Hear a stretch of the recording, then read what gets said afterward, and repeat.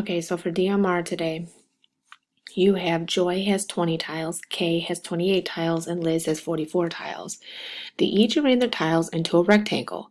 They notice that the rectangles have the same number of rows. What is the largest number of rows that the rectangles could have? So we're looking for keywords that tell us what type of problem we are using and doing. So same number of rows is one of my keywords, and largest number is another one of my keywords. And the reason those are my keywords is because they tell me I'm doing a GCF problem. They're looking for the largest number of rows that have the same amount in each row. Okay, so you have to find the greatest common factor of those three numbers in order to figure that out. So if you have 20, 28, and 44, you have to break up all three of those numbers. And just because you're breaking up three numbers, you can break up 4 or 5 numbers. You just have to break them up into prime factorization and find the greatest common factor of them all together. So you start off with 20. Now I may be doing some of the problems over here just because I may run out of space. So if you're breaking up 20, you have to figure out what times what gives you 20. Well, I know 2 times 10. I know 1 times 20. I know 5 times 4. Okay, so I'm going to do 5 times 4. So I'm going to put my 5. And then I'm going to put my 4. And on my list, I'm going to write on my piece of paper next to me, I'm going to write my prime factorization of 2, 3, 5, 7, 11, and 13. And then I'm going to look to see, okay, well, 5's on that list, so I'm going to circle 5. 4 is not on that list, so that must mean it's composite. So that means I have to break that down because it has more than one set of more than 1 and 4 being its factors. So what times what gives me 4? 2 times 2. So I'm going to put 2 and 2.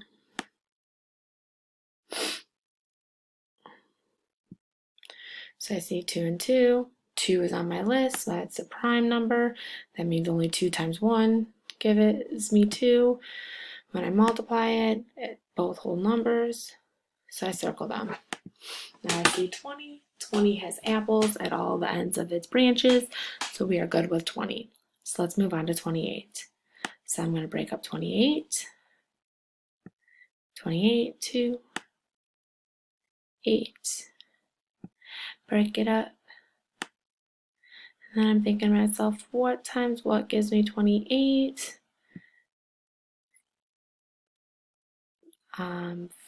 Let's see, well, 9 times 3 is 27, so it's not 9. 8 times 4 is 32. And 8 times 3 is 24, so it's not the 8. So now I'm still thinking, oh, 7 times 4. So I put my 7, and then I put my 4. Okay, and now I'm looking at 7 and 4 in my list. I have 2, 3, 5, 7. So 7 is prime because 7 times 1 gives me 7, and that's it.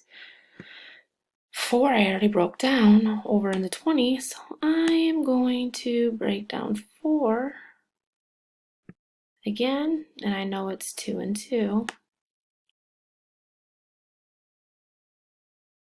2 and 2. And I know 2 is prime because it's on my list, and I've circled it when I broke down 4. Circling, circling.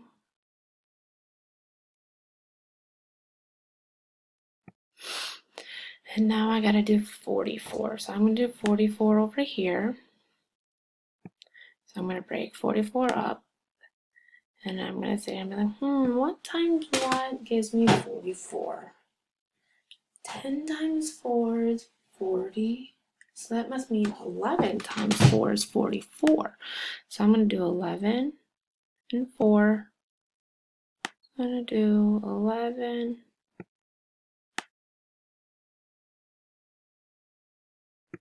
and 4. Oops, don't want this. 4.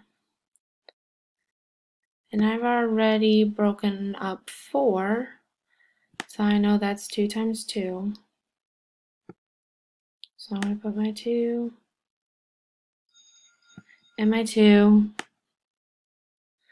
And I know those are both prime because I've circled them in 20, 28, and now 44. So I'm going to circle those because that's on my list of my prime numbers. And now I got to figure out about 11. 11's a little tricky for me. Ooh, I do not want to do it with that circle.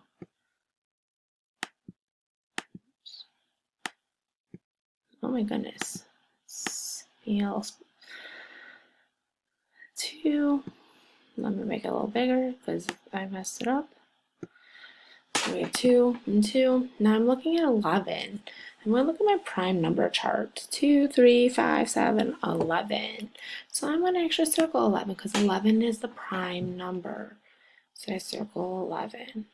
So now all my apples and my branches, my apples and my branches, my apples and my branches. So now I go to step 3 where I list my prime numbers. So I'm going to start with 20. And I list my numbers in order from least to greatest. So that's 2 times 2 times 5.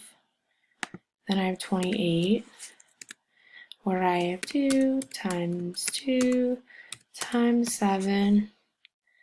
And then I have 44, where I list 2 times 2 times 11. So now I have to match my socks.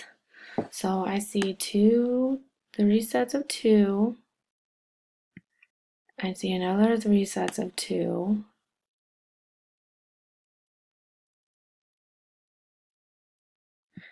There's nothing else that can match the 5. There's nothing that can match the 7. There's nothing that can match the 11. So I am done.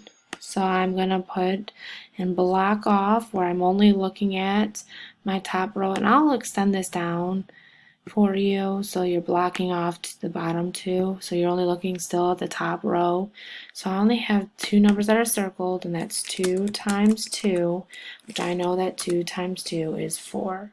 So my GCF, so what is the largest number of rows that the rectangles could have? It would be 4 rows. Okay, and that's how you do GCF with 3 numbers.